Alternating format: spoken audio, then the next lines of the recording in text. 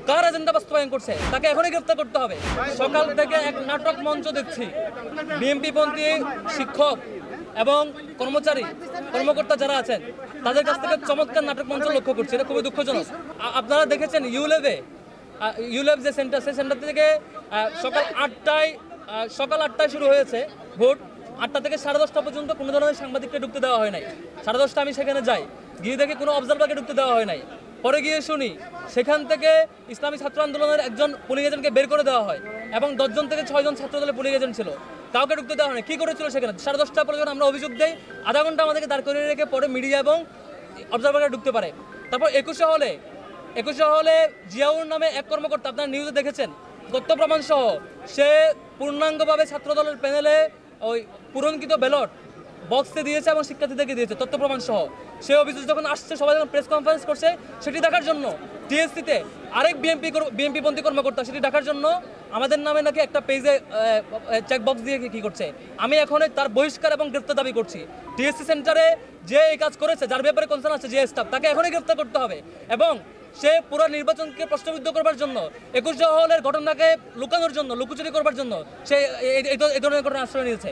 21 হলে যে কর্মকর্তা বিএনপির ছাত্র দলের পূর্ণাঙ্গ প্যানেলের চেকলিস্ট দেওয়া, ভোট দেওয়া ব্যালট বক্সে ঢুকিয়েছেন বলে অভিযোগ এবং নিউজ আসছে এবং তথ্য প্রমাণ আসছে, তাকে যেমন গ্রেফতার করতে হবে, আবার সেই ঘটনাকে ধামাচাপা দেওয়ার জন্য, ডিজাস্টার কন্ট্রোল করার জন্য এখানে তাদের পরিকল্পনা অনুযায়ী আরেক নাটক সাজানো হয়েছে যে একটা সিঙ্গেল পেজে, তারা পারলে আরও কয়েকটা পেজে করতো এই নাটক ঢাকা দেওয়ার জন্য, হয়তো কোলায় উঠতে পারে নাই।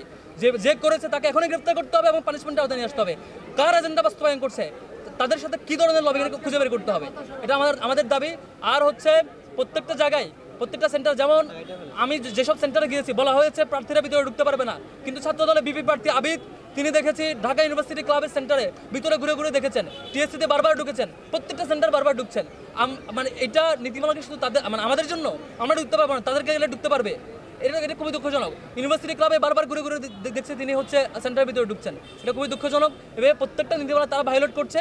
সেই ভায়োলেট করা নিয়মকে ঢাকার জন্য, যখন ডিজাস্টার হয় সেটা দেখার জন্য আবার তাদের পন্থী কোনো কর্মকর্তা এবং শিক্ষক দিয়ে আরেক নাটক মঞ্চস্থ করছে। শিক্ষার্থীদের সাথে একটা বিট্রায়াল। ঢাকা বিশ্ববিদ্যালয়ের শিক্ষার্থীরা 24 গণ-অভ্যুত্থানের পরে একটা ভালো সময় সুযোগ পেয়েছিল ডাকসু নির্বাচন উপলক্ষে, সেটিতে তারা এইভাবে করে সিন্ডিকেটেড তাদের শিক্ষক এবং কর্মচারী দিয়ে এভাবে ডাকসুকে প্রশ্নবিদ্ধ করার অপচেষ্টা, এটা শিক্ষার্থীরা তার জবাব দেবে।